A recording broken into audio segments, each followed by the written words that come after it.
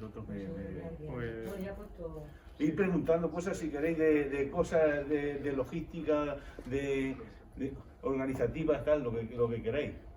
Pero vamos, yo lo que nosotros llevamos con esto, vamos, es como todo, no sabemos todo, ni mucho menos, y nadie tiene aquí la verdad absoluta. De hecho, hay unas peleas bestiales en la sociedad de medicina intensiva, luego los italianos van de otra forma.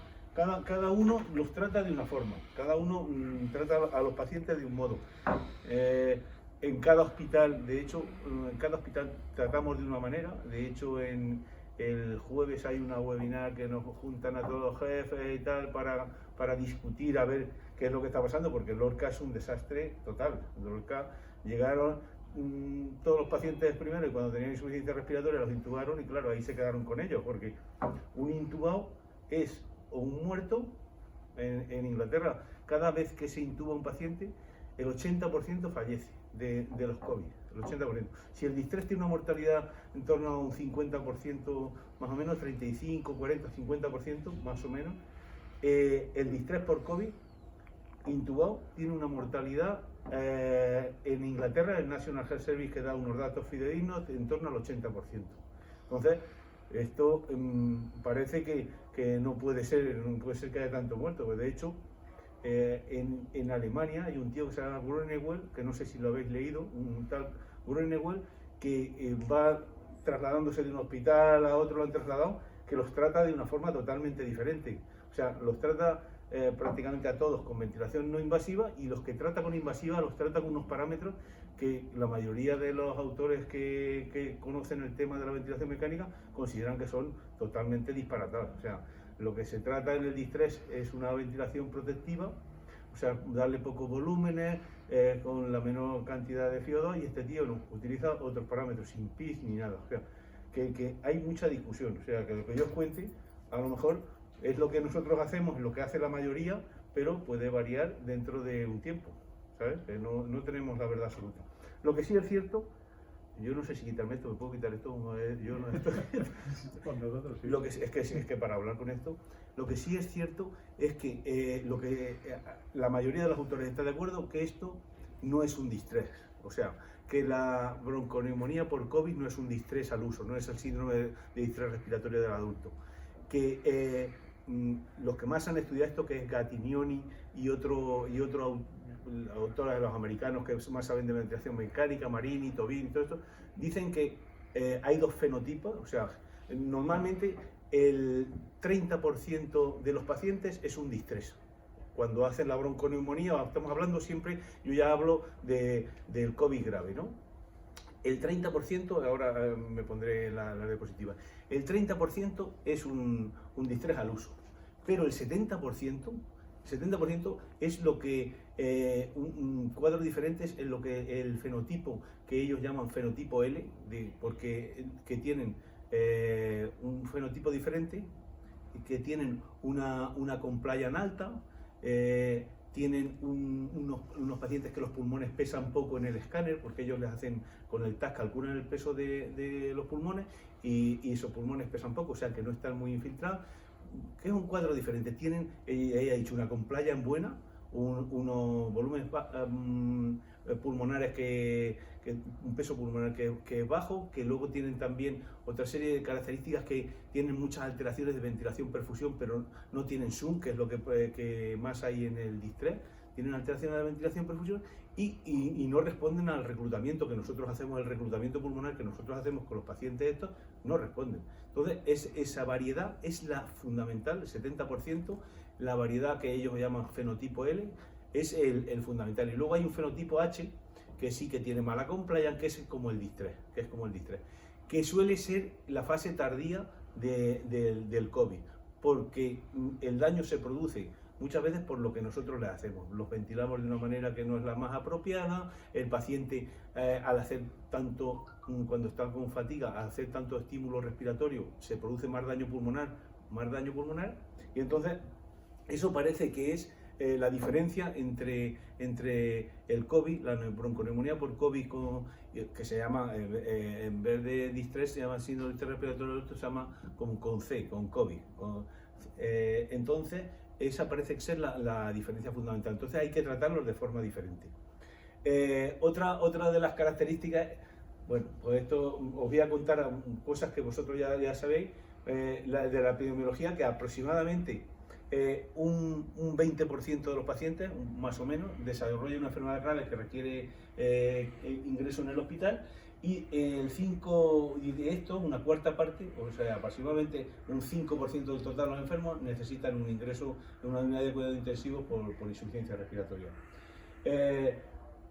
¿Por qué en unas UCI hay muchos y en otras UCI hay menos? Pues probablemente los criterios de admisión de unas UCI y otras son diferentes, las comorbilidades y la edad de la población que impiden el ingreso en UCI, porque nosotros ingresamos en UCI muy selectivos. Siempre ingresamos en UCI pacientes que no tengan techo terapéutico. Un paciente con techo terapéutico no los ingresamos en UCI. Un paciente que por sus comorbilidades y porque su calidad de vida y su pronóstico no es muy halagüeño a medio plazo, esos enfermos no los ingresamos en UCI.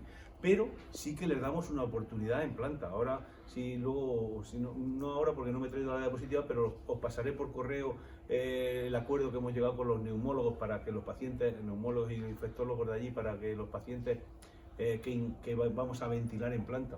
Lo que pasa es que el problema de ventilar en planta es que no están monitorizados los pacientes, y para ventilar a un paciente tienes que tenerlo monitorizado y tienes que estar muy encima, porque hay que revisarlo cada hora o 2 horas. Y estos pacientes, ya sabéis vosotros, que la tendencia normal que hemos tenido todos es a tocarlos con el palo, o sea, no entrar nunca. A nosotros se nos murieron pacientes al principio por falta de atención, porque claro, tú entrabas y le ponías los parámetros ventilatorios, estabas allí un rato con él, pero luego la gente pues tiene mucho miedo.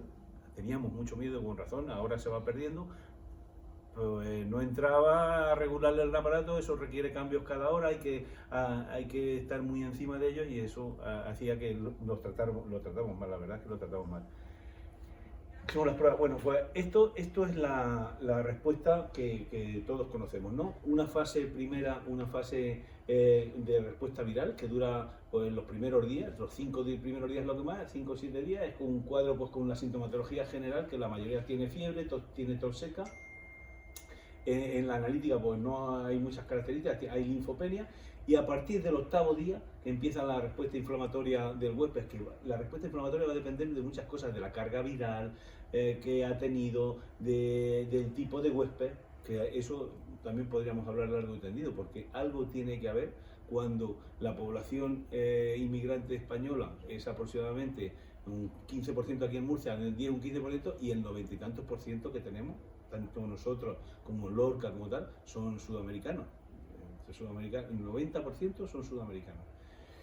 Algunas otras características que no tenemos, puede ser que sea porque están más hacinados, pero algo más tiene que haber, porque los otros también están hacinados y tal, pues hay otros que no tenemos nada. Entonces, pues bueno, pues la respuesta inflamatoria es la fase más importante. Empiezan con disnea, pero puede haber o no hipoxia. En la fase inicial puede haber taquipnea, pero sin hipoxia, y luego ya empieza una hipoxia franca. Ahí aquí no tengo ninguna, tenéis un cacharrico de Es igual. No, Es igual, cuéntalo. Os cuento, vamos, en la respuesta inflamatoria, en la fase segunda puede haber alteraciones de aumento de las transaminasas, aumento también de las troponinas, la procalcitonina es normal o baja, y ya en la fase ya más avanzada de la respuesta inmune, cuando empieza el 12, 13, 14 días, empiezan a estar elevados todos los parámetros que nosotros medimos de inflamatorio, la proteína C reactiva, la LDH, la interleuquina, el dímero D, todo eso es que unos autores les dan más importancia a unos, a otros más otros marcan, por ejemplo, la interleuquina. Pues, la interleuquina 6, pues nosotros la utilizamos como punto de corte para utilizar el tocilizumab.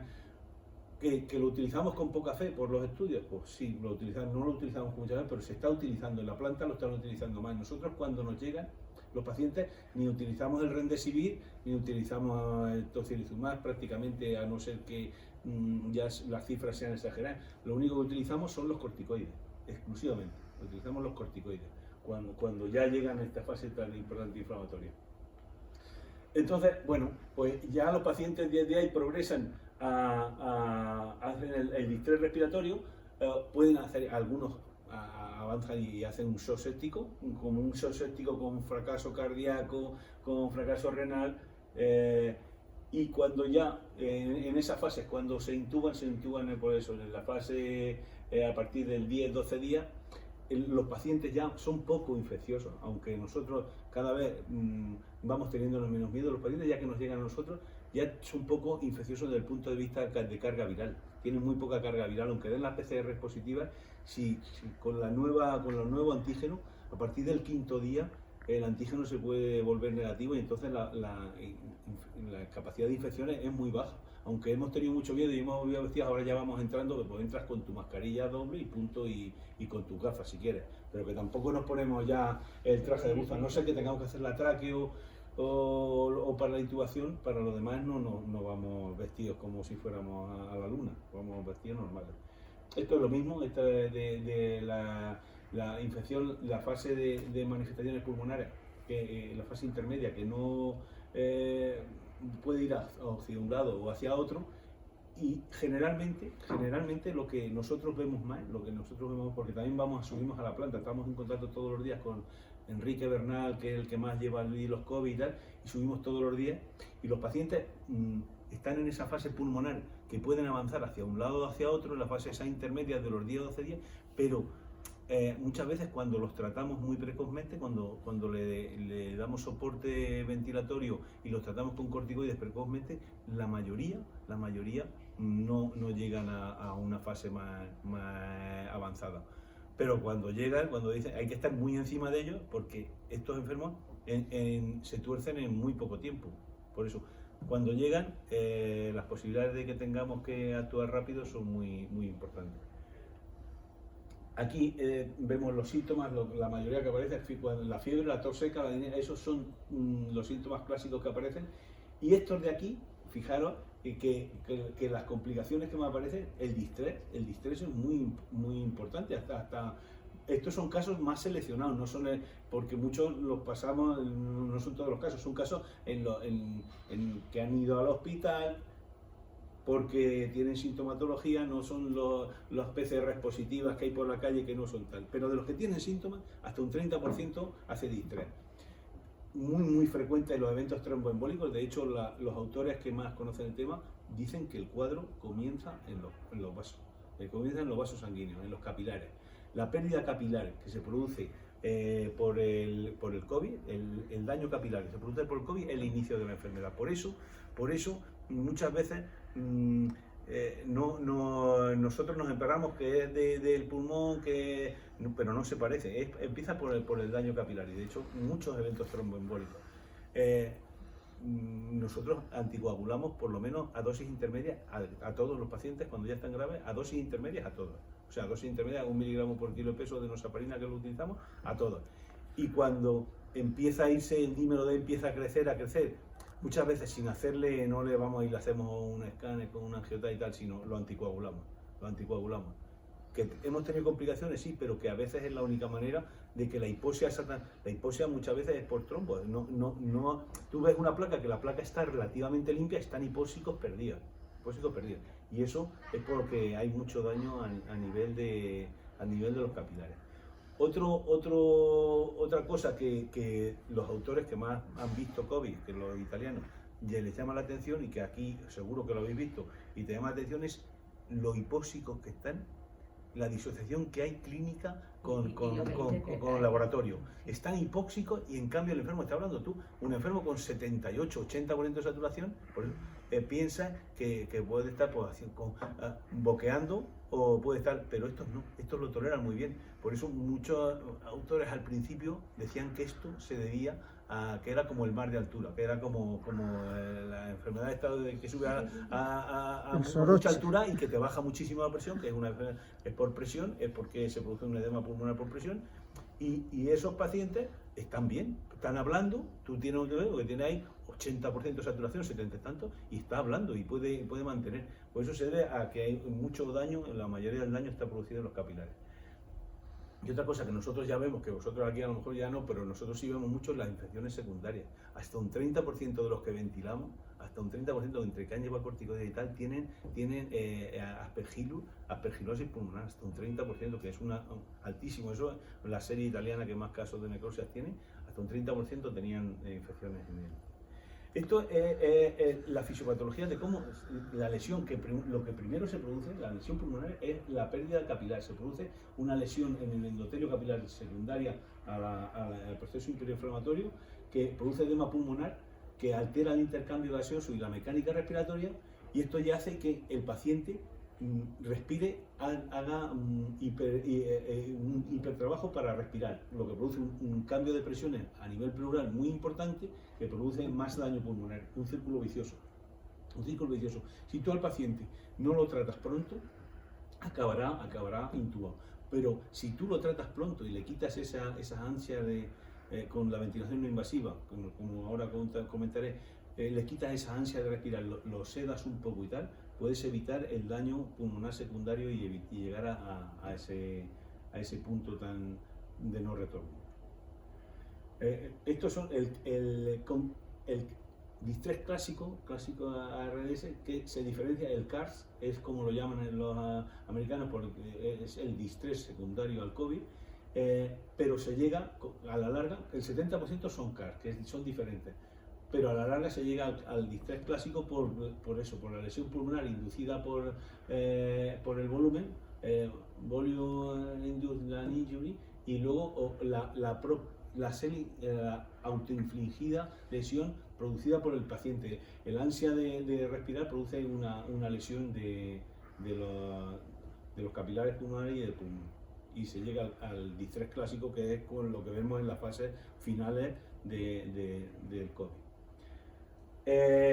El tratamiento no invasivo es fundamental, no tenemos que tener miedo. Es importante saber que se puede contagiar, pero es muy difícil. Los contagios que hemos tenido, nosotros hemos tenido 2 médicos de baja por tal y una enfermera, y no sé, todos lo han cogido fuera. O sea, todos se han contagiado porque el hijo, o que se han ido de viaje, los genios, está con la cremada, o sea, pues lo han cogido fuera.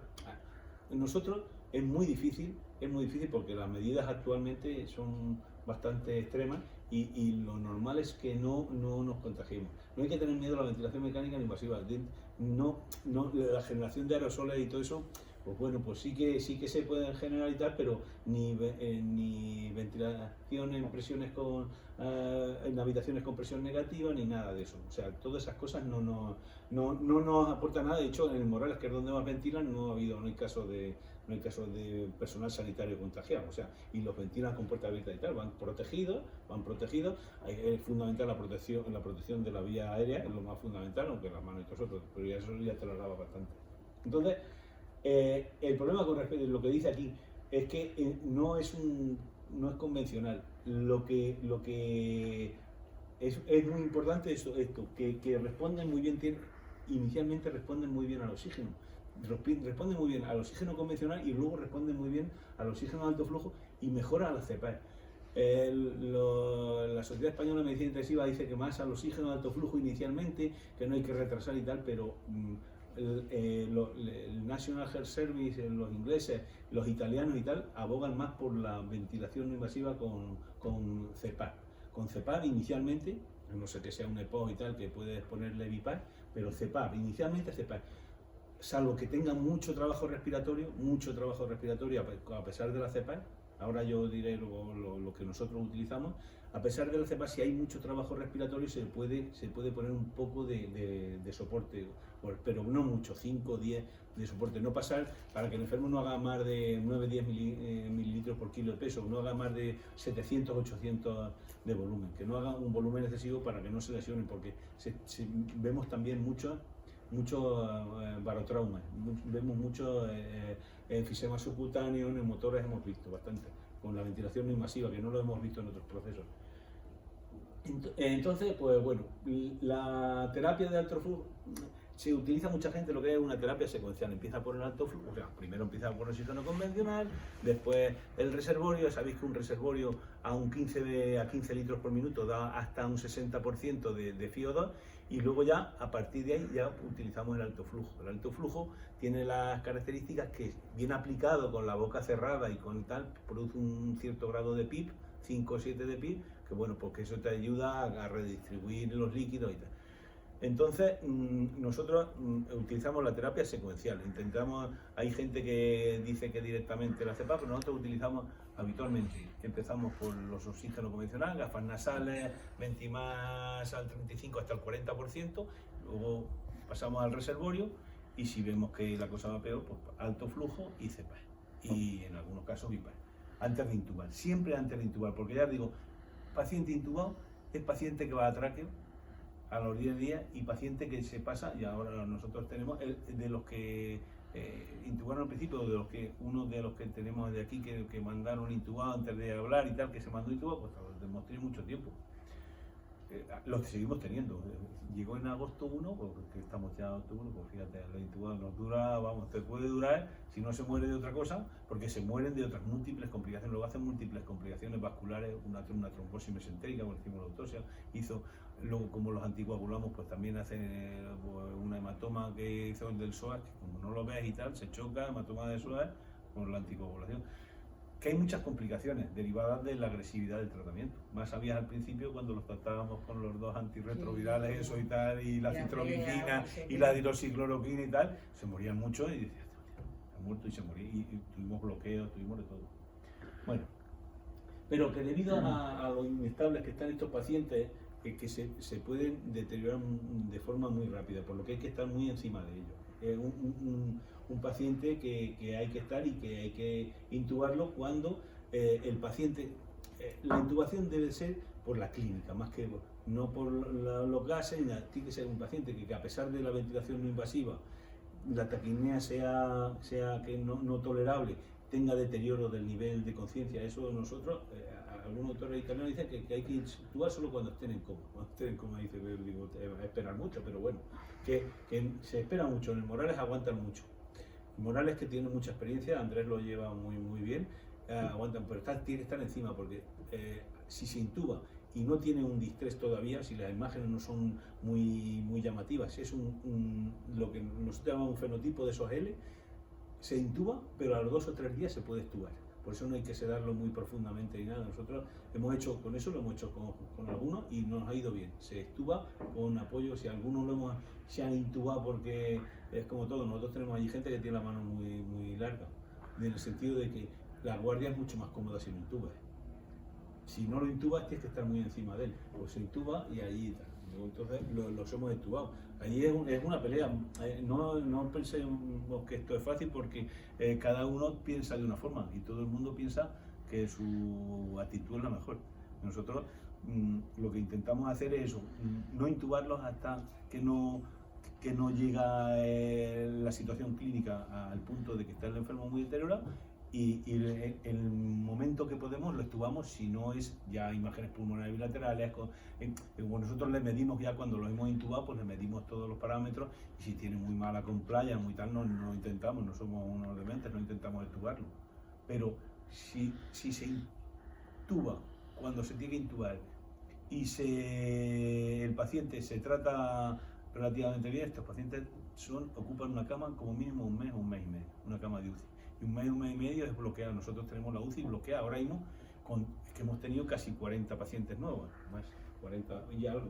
Claro, desde agosto, mediados de agosto, 40 pacientes nuevos, que algunos que llevan 2 meses y pico, pues fijaros cómo está la UCI. Estamos con 12 camas, tenemos 12 COVID en la UCI. Y luego tenemos 8 o 9 en la red, 8 o 9 que no son COVID en la red, y ya no podemos. Por eso, vamos, que nosotros cuando tenemos camas os avisamos, nos ponemos en contacto con vosotros. Ya el otro día teníamos camas, dimos varias altas, pero ya se ha llenado otra vez. Esto es lo que yo estaba diciendo, que lo que recomiendan siempre. No hay que buscar mucha oxígeno. Con una saturación de entre el 90 y 92% nosotros nos conformamos con cualquiera de los dispositivos. 90-92, esto dice 94%, dice tal, pero 92-94, entre 92 y 96 es un buen objetivo de saturación con los diferentes dispositivos. Si con el dispositivo normal, si tú con una capa nasal lo tienes entre saturación, no hay que preocuparse más. Poner su tratamiento, poner sus corticoides, su anticoagulación a dosis de la dosis de 1 miligramo por kilo de peso cada 24 horas de enoxaparina y ya está. Esto es lo mismo, que cuando llega un momento, ponemos cifras, es muy difícil poner cifras. Estamos atentos, muy atentos a partir de las PAFI. Nosotros utilizamos mucho las PAFI, no hay que pincharle mucho a los pacientes en la arteria, en la planta, pero unos gases arteriales sí que debemos de tener, unos gases arteriales. Y luego ya pues nos podemos valer por lo que es la SAFI, que es la saturación partido por la FiO2, eso también nos vale, que es más o menos igual que la PAFI. Pues por debajo de 200 hay que estar con las orejas ya atentas. Por debajo de 150 ya el enfermo necesita soporte ventilatorio, por debajo de 150. Y ya, si baja de 150, pues ya nos lo comentan para valorar si tiene o no tiene techo terapéutico. Porque si tiene techo terapéutico, o sea, si el paciente no se le va a hacer mucho más, por tal, vosotros podéis ventilarlo aquí perfectamente sin techo terapéutico. Y cuando veáis, porque eso en 2 horas vais a saber si va a ser efectivo en 2 o 4 horas. Y si no, pues le dais cuidados paliativos, pues como hacemos nosotros cuando vemos que el paciente, pues un paciente pues 85 años, que tenga 80 y tantos años, que tiene muy mala calidad de vida, ¿verdad? Pues se le da una pequeña posibilidad, y si no lo hace y no vemos que no va, pues su paliativo con su sedación y tal. Una de las cosas que es muy importante, y ahora lo diré, aunque ahora saldrá aquí, esto es lo mismo, esto es lo que os he contado de cómo hay que estar atento. Nivel verde, nivel amarillo y nivel rojo. Nivel rojo, hay que, cuando tú estás utilizando la mascarilla de reservorio, están utilizando una mascarilla de reservorio y el paciente sigue con saturaciones bajas, sigue muy taquineico y tal, pues ya hay que estar preparado para actuar con soporte no invasivo. Entonces lo mismo, sí, es más o menos lo que os estoy diciendo, pero vamos, yo si queréis luego la presentación os la dejo y sin problema. Entonces, esto es como los niveles, los diferentes niveles de escalamiento de soporte ventilatorio en el COVID-19. Oxigenoterapia convencional, cuando los que son distrés por definición, pues con una PO2, FiO2 menor de 300, o una SAFI menor de eso, de 280 por ahí, oxígeno convencional. Se pasa cuando está por debajo ya de 150 al oxígeno en alto flujo. Supongo, no sé cuántos dispositivos y todo eso. Ahora es el momento de pedir. Ahora es el momento de pedir y de tener. Poner en contacto con el que está haciendo el César Cinesi, el que está haciendo la distribución, y están bastante generosos en ese sentido ahora mismo, en el momento que se puede pedir. Luego, la ventilación invasiva, que está con nosotros, no tenemos demasiada experiencia con la máscara esta que utilizan mucho los italianos. Sí, el Morales lo utilizábamos alto para algunos pacientes, pero nosotros lo que más utilizamos y lo más útil es la Total Face. La Total Face va muy bien, pero alternar la Total Face con la nasofacial, o sea, para que no se produzcan lesiones y el paciente lo tolere, alternando la Total Face con la nasofacial son lo que mejor nos va. El Helmet, hay muy poca experiencia, en Italia tienen más, pero no te aporta nada sobre la facial. Y ya pues cuando baje de 100, 150, 100 es cuando nosotros intubamos. Cuando baja de 100 no intubamos porque baje de 100, sino porque la situación clínica del paciente lo pide.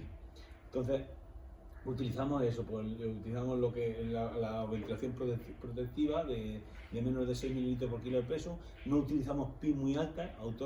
El de autor que os digo yo, el Gronewell dice que hay que utilizar sin PI. Él utiliza 800 volumen, un tiempo inspiratorio muy alto de 1,2, 800 mililitros de volumen Teidal y sin PI. Y dice que estuvo a los pacientes. No ha presentado, lo comunica en el Medscape, que ha sido un foro donde se comunican hallazgos, pero no ha presentado ningún estudio científico serio en el que avalen estos datos que él dice que tiene. pero tampoco te los permiten publicar, ¿sabes? Porque Andrés tiene unos datos muy buenos con la ventilación y tal, y no se los han permitido. Ha mandado a varios sitios y no se los han publicado porque hay mucha discusión en este sentido. Bueno, ¿qué usar mejor? Es lo que os he comentado antes, alto flujo o ventilación mecánica no invasiva. Pues depende de qué sociedades y qué autores se recomiendan una a otra. Yo creo que escalar es bueno, se puede escalar, pero no estar mucho tiempo con el alto flujo, porque la cepa suele ser más efectiva. Una cepa, eso de 10, si acaso hay que subir hasta 12 en algún momento, con una FIO2 de 0,6 suele ser muy buena para la mayoría de los pacientes, esa cepa. Y si vemos que tiene, o es un EPOS que hay que lavarle carbónico, o que tiene mucha fatiga, se le puede añadir un BIPAR, o sea, un poco de presión de soporte a la cepa. Eso es lo que, en cambio, los de la SEMIU recomiendan, y de hecho ha salido una publicación ahora que recomiendan que no retrasar por la ventilación invasiva, no retrasar mucho la intubación. Aunque yo, vamos, personalmente, y que sí que tenemos ya bastante experiencia, no estoy de acuerdo, pero bueno. El modo ventilatorio, aquí lo mismo que esto es lo que estaba diciendo. Unos recomiendan la CEPAR, otros recomiendan el B-Level, o sea, el National Health Service, en inglés la Today dice que, bueno, el B-Level, en EPOS, y las guías italianas van más a favor de los CEPAR y la ventilación invasiva. ¿Cómo lo ponemos? El oxígeno alto flujo, eso, lo ideal es a partir 60 litros como mínimo. Dicen 50, pero 60 litros y con FIO2 de 0,6. Y con temperatura de 37 grados, eso es lo que más convencionalmente estamos usando. Llegamos hasta 1 de FIO2 y la CEPAR la ponemos a esos niveles, pudiendo subir hasta CEPAR de 12 o 14 con FIO2 de 1. Y luego pues la presión de soporte, si ya con las CEPAR no van bien, ya, y la placa se ha puesto mucho más fea y tal, que ya es un fenotipo de los tipos de los H, ya hay que ir a la intubación. Aunque siempre por la clínica. Cuando vosotros clínicamente veáis que no tolera esto y el enfermo no tiene techo terapéutico, a la intubación. Muy importante, hay que el paciente tenerlo sedado para que el swing ese de las presiones pleurales que se produce porque los enfermos tienen un impulso respiratorio muy importante porque está hipóxico, que se traga el aire, eso hay que bajárselo. Hay que bajárselo para que no se produzca daño pulmonar. Eso nosotros lo hacemos con fentanel, sin tener miedo a utilizarlo. Perfusión de 0,6, 0,9 o 1,2, depende del tamaño del peso del paciente. 0,6 para 24 horas, 0,6 miligramos en 100 centímetros para 24 horas, con eso a 4 o 5 mililitros hora, con eso tiene una perfusión muy estable y que no se ponen los pacientes ni se sedan demasiado ni nada. Eso está muy bien para quitarle el impulso respiratorio. También usamos la desmedetomidina para eso, que bueno, porque eso hay que tener más experiencia y tal. ¿En la planta qué cota que están usando eso? En la planta, nosotros en la planta el fentanel sí, es lo que tenemos monitorizados en la planta han puesto unas camas monitorizadas y están también monitorizados los parámetros fisiológicos el electro, la tensión y el pulsosímetro. Sin eso no es conveniente. Hay que estar muy pendiente de ello. Si tú lo tienes con eso, tienes que estar pendiente. Pero es la única manera de que se adapten y que los pacientes no vayan. Hemos vivido aquí de ver el sufrimiento que es que esté y bueno, pues que si vosotros veis al paciente y consideráis que un paciente que hay que mandarlo y tal, es preferible con la mascarilla reservorio, aguantan muy bien. Si lo veis que ya no está, pues se manda. Pero que tengáis en cuenta eso, que cuando se intuban, las posibilidades, nosotros de los intubados, en la vez anterior tuvimos una mortalidad en torno al 45%. Está muy bien. Y esta hemos tenido menos, pero tampoco tenemos aún 2 con tráqueo, 3 con tráqueo, 2 o 3 más intubados, que eso veremos a ver, y cuando acabe esta época veremos a ver qué pasa. Bueno, entonces el tratamiento escalonado es lo que hemos quedado. y que la hiposemia, aunque sea muy importante, no produce daños, igual que se tolera muy bien, parecida a la de la altura, pero no es lo mismo. Pero, y la ventilación mecánica es una opción válida, pero sí, la ventilación mecánica, eso no lo he dicho, pero es muy importante, la ventilación mecánica no invasiva no sirve para pacientes que tienen fracaso multiorgánico. O sea, cuando tienen más de 2 órganos, si tiene solamente fracaso respiratorio, sí, pero si tiene fracaso hemodinámico, si añade fracaso renal, no la intentamos, vamos directamente a la invasiva, ¿vale? Hay que revaluar al paciente cada 1 o 2 horas para ajustarle tanto la flujo como la CPE. Para poder bajar, siempre hay que utilizar la FiO2 más baja para tener una saturación entre el 90 y el 92%. 92-96 que dicen otros, pero 90-92% será suficiente. Y esto es. ¿Y no lo nutrimos con parenteral? No, vamos a ver. Habitualmente, si toleran desconexiones, los nutrimos, le damos soluciones de esas hiperproteicas, ¿vale? De esas que tome polvo que tal, y soluciones hiperproteicas que con eso aguantan bien. Si van a estar varios días, con eso suelen tolerar bien.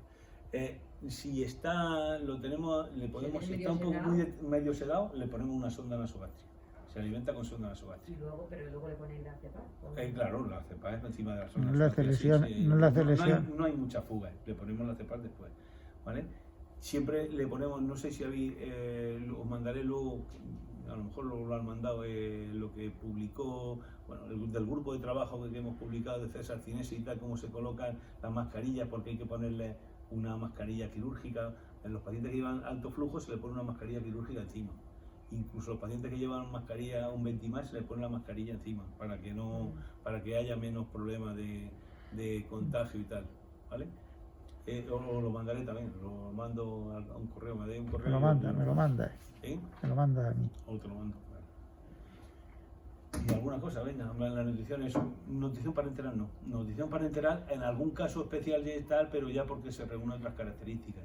Pero vamos, si no, darles cosas de esas, o con sonda nasogástrica si lo tenemos muy sedado, o darle soluciones estas hiperproteicas cuando toman. Cuando tolere. Es que nosotros tuvimos 2 casos y ya fueron casos que eran con fisioterapia. Y claro, enseguida nos dimos cuenta, porque es que otra vez no tuvimos que ventilar a nadie. Entonces los criterios de cuando el paciente se ponía enseguida con hipo malo era intubar y mandar, y luego los abueletes que tenían enfermedades ya serias, los empezamos a sedar y ya está, no hubo mucho más que hacer. Pero este viaje pues tuvimos gente mayor que tenían su techo pero que no llegaron a estar, entonces claro, empezamos a ventilarlo y lo toleraron fatal. Mientras que llevan el oxígeno alto flujo medio, pero cuando ya empezamos a ventilarlo, fatal porque no lo sedamos. Claro.